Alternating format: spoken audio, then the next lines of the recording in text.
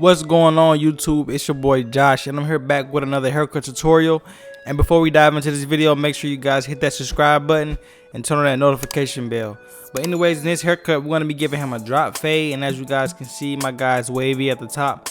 So we're going to be cutting his hair down to a one guard all the way open with the grain, just to get those waves popping a little bit more. And right here we're just combing his hair out, lifting it up off the scalp, getting ready to cut it down. Sorry you guys for the blurriness in this part of the video. Is going to go away as you guys see. But right now we're going to be cutting his hair down to a one guard all the way open, going with the grain.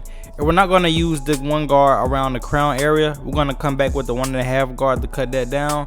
I'll tell you guys why as we keep going into this haircut.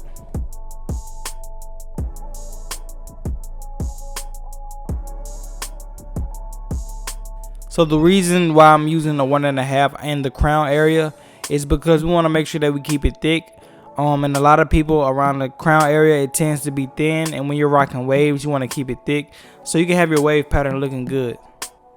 So right after we get the hair the height that we want it to, you want to go in and start our first guideline, which is our bald line, using our trimmers, or you can use a clipper that's 0 gaps. But the trimmers are always the easiest way to use, but it's sometimes hard to use them because they leave a harsh guideline. So after we set in this guideline, we're going to go back and we're going to hit the bottom of the line with the clippers flipped upside down, the opposite way that we used to set the guideline in, to soften it up a little bit so we can come back with our clippers so that line will be easier to get out.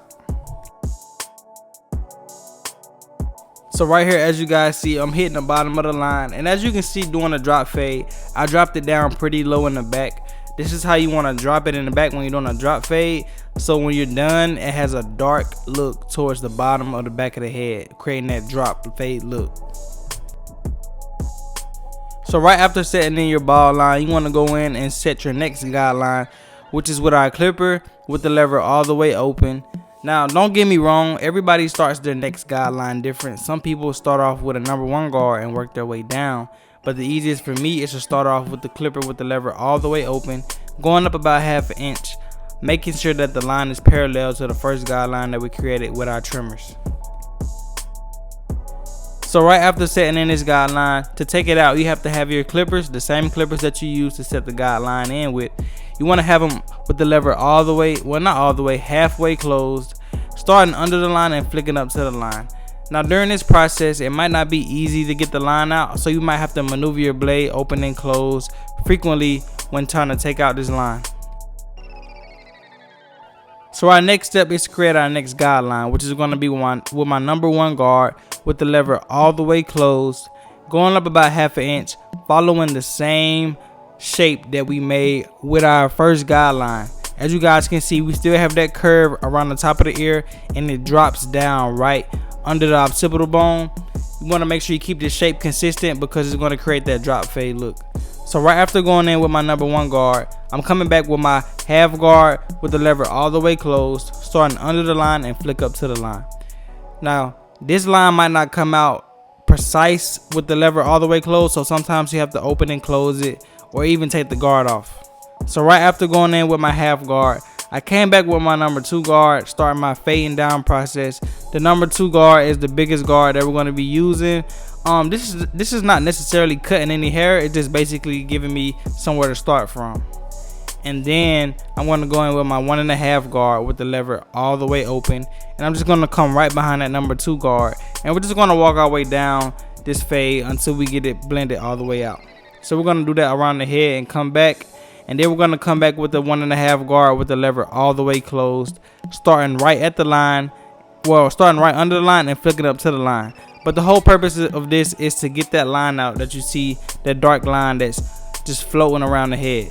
So right here I'm going to go with the grain like we started with the number 1 guard all the way open, making sure that I got every haircut, because in this last line that we're going to be taking out we have to be very precise and very detailed. So I'm going to go in with my number 1 guard with the lever all the way open, starting under the line and flicking up to the line, coming right after that 1.5 guard as we're dropping down in this fade. And around this part I'm going to be doing a whole lot of detail work more than anything. This is one of the hardest lines to get out, just because we separated it from the rest of the haircut. It was like 2 different sections. So right here I'm going to go around the edge with my one guard with the lever halfway closed. Just going with the grain to lay the hair down in the front, cutting it barely shorter. And like always on every cut, I go in and prep with holding spray, and I lock it down with my blow dryer on cold air, and I'm just brushing the hair down to get it to lay down perfectly and to lock in. And to do our lineup, we're going to be using my Babyliss Gold Effects trimmers, as you guys see me use earlier in the video. It gives out super sharp lines, and right here I'm just going to let you guys sit and watch.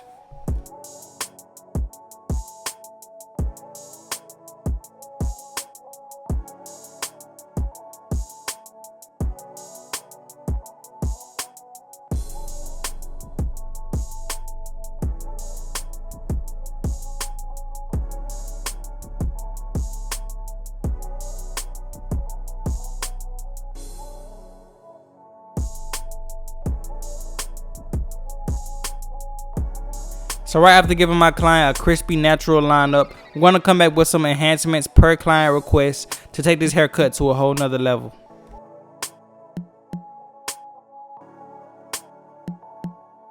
As you guys can see, we're getting just about done with this haircut. Right now I'm just going in behind the hair fibers and lining it up to make sure that we got it in place where we want it to be and not all over the forehead. We want to make sure that we clean the forehead off, and right after doing that, we're going to go in with some holding spray to lock it in, and we want to make sure that you brush over it to make sure that it's not going to come out. As you guys can see, I just brushed it as I'm blow drying.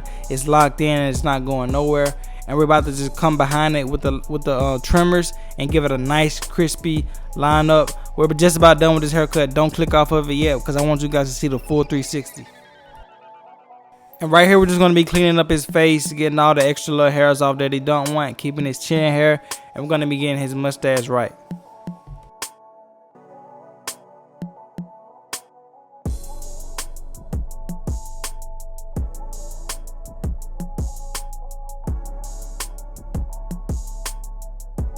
You guys can't tell me that this haircut did not come out dope. Just check out this before. He needed that fade, he needed that lineup, and most importantly, we needed those waves to pop a little bit more.